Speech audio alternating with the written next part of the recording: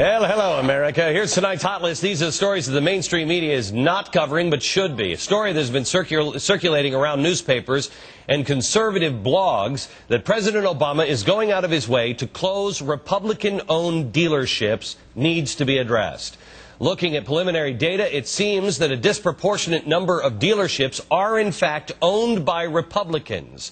But again, using preliminary data, about 90% of car dealers are apparently Republican.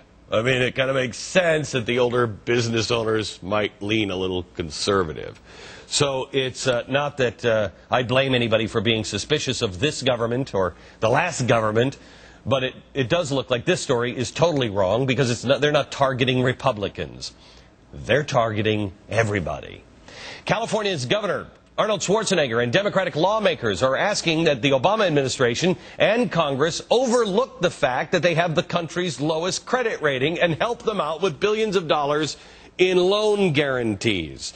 Now, Arnold Schwarzenegger's office was very upset with me last week. Remember, we had a letter delivered right in the middle of the show. This is an outrage. He's got to correct this. He's not asking for a bailout. Oh, you are so right. They were just asking for us to be a co-signer on all of their debt. Yeah, I don't think so. Why is the government backing up municipal bonds? Something usually done by investment banks. Why? Nobody wants them.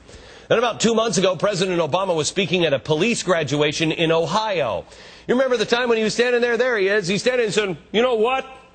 These recruits won't have a job without the $1.2 million of the stimulus, and that's what they're going to get. Thanks for that.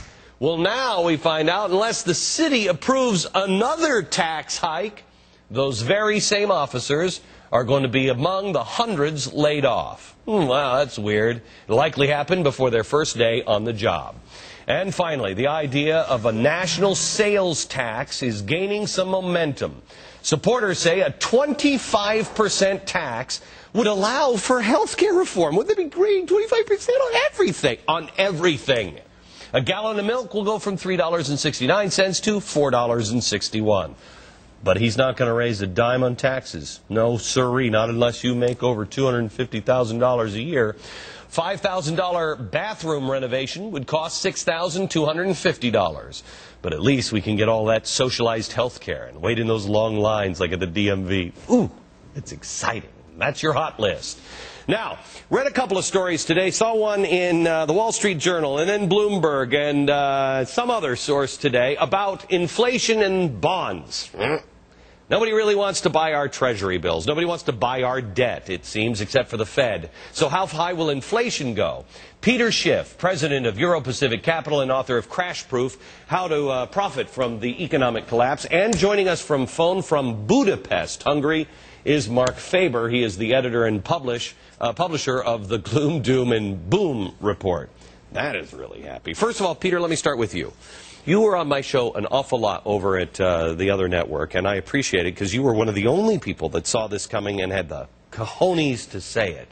And I think you've been wronged by a lot of people in the media because they say, well, look at the investments that he made last year, and it was blah, blah, blah, blah, blah. Timing is everything.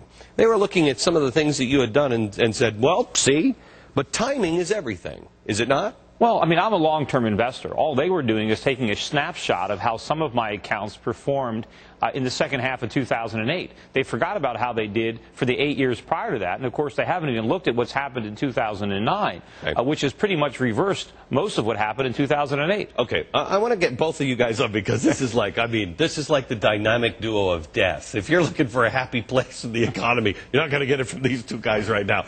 Let me go to Mark Faber in Budapest. Mark, I heard you say that you now believe it is 100% guaranteed that we are going to have hyperinflation like Zimbabwe.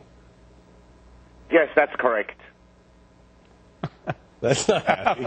Okay, how long before that happens? I mean, they're buying, you work all day and you can't afford a loaf of bread in Zimbabwe. Well, the thing is like this. Basically, in America, there is a mindset that deflation is bad.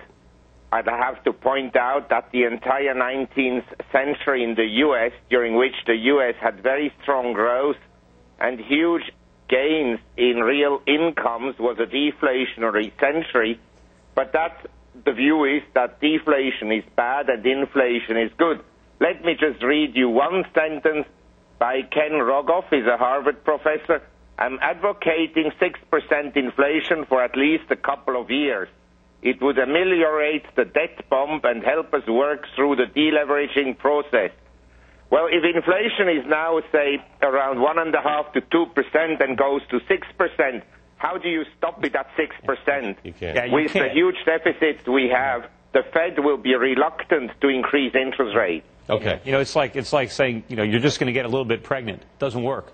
But, you know, the problem is I agree that we will have hyperinflation if we don't change our current policy. Hyperinflation is not 1970s inflation. No, that's just high inflation. Really bad inflation. And I don't think it's for sure. I think it's a worst case scenario. But if we don't change our present policy, that's what we're going to have. Because quantitative easing is inflation. And when the government prints money to buy bonds, the minute they do that, they debase the dollar and they make all the bonds they don't buy less valuable. So now everybody wants to sell them. So the more money the Fed prints to buy bonds, the more bonds they have to buy. And eventually the only buyer left is the Federal Reserve. Okay. And at some point, the government has to stop this, and we have to take the serious recession that we're so desperately trying to avoid. Okay, so Mark, why do you say it's 100%? I mean, Zimbabwe, for the love of Pete. Why do you say that's 100%? Well, I'm not sure that it will go to the rate of Zimbabwe, but it will go to very high rates.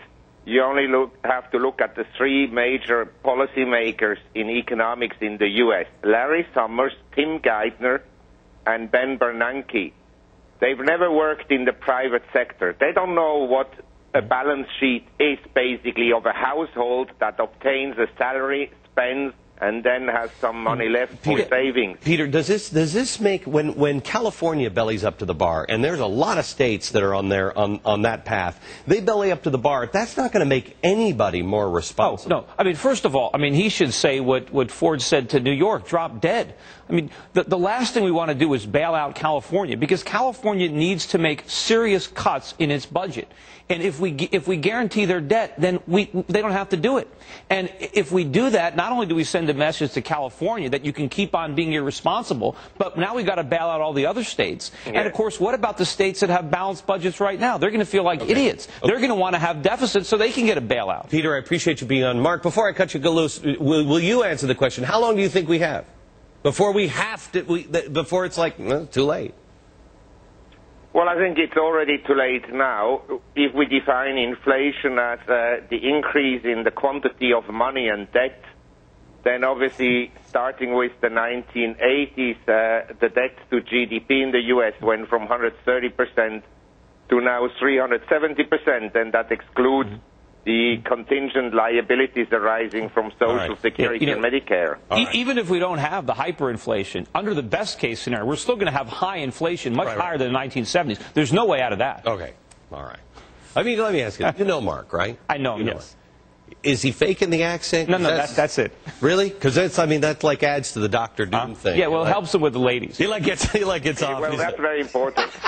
You get off, Mark. I swear you get off TV and you're like, yeah, that was a good interview. I decided to throw in the spooky accent. Thank you very much, Mark. I appreciate it, Peter. It's my pleasure. You'll be back. We'll be back in just a second. By the way, go to twitter.com/Glenn Beck. We're tweeting. Yes, seriously, we are. Sign up and get all the tweets. Also, brown belt in tie cut. This stuff. And he has appeared in the spooky Poltergeist movie.